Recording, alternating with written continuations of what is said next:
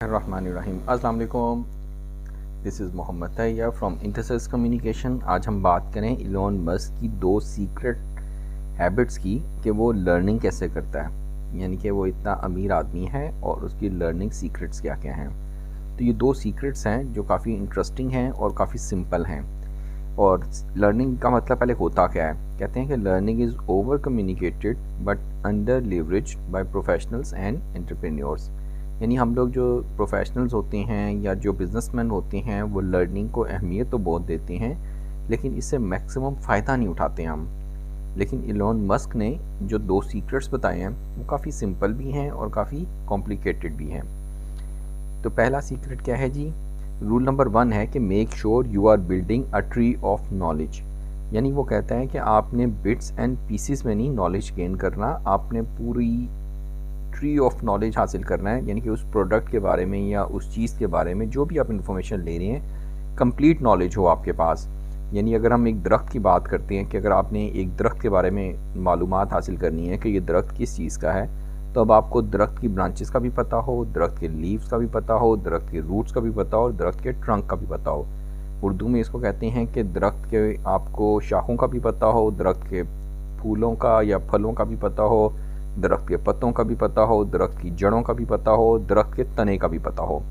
तो ये जो नॉलेज है इसको हम कहेंगे कि make sure you are building a tree of knowledge. यानी आप जो इन्फॉर्मेशन गेन कर रहे हैं वो कंप्लीट इन्फॉर्मेशन हो.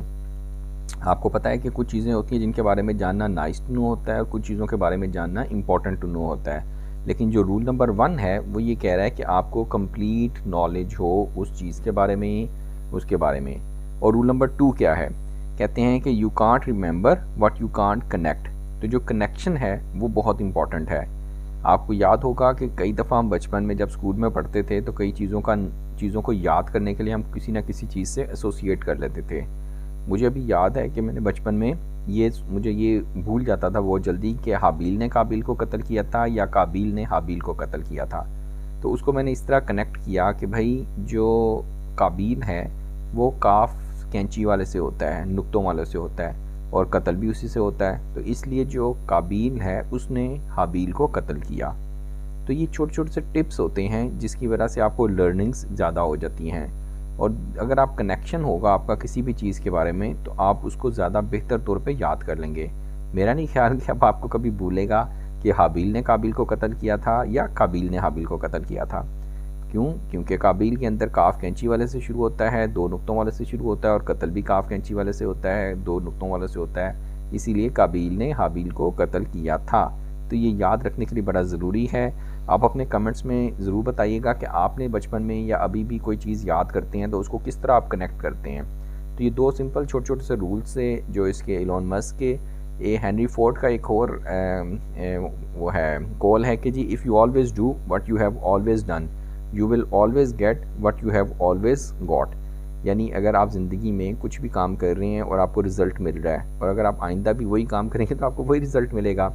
कॉपी पेस्ट हो रहा है, लेकिन आपको ज़िंदगी में अपनी इनपुट को चेंज करना पड़ेगा तो आउटपुट भी चेंज हो जाएगी. कई लोग आउटपुट के बारे में ब्लेम करते हैं कि यार मेरे हालात ख़राब नहीं हो रहे, हालात अच्छे नहीं हो रहे. भाई क्यों नहीं हो रहे और आप अपने इसके लिए क्या कर रहे हैं, एफ़र्ट करें. नहीं, मैं एफ़र्ट तो कुछ नहीं कर रहा.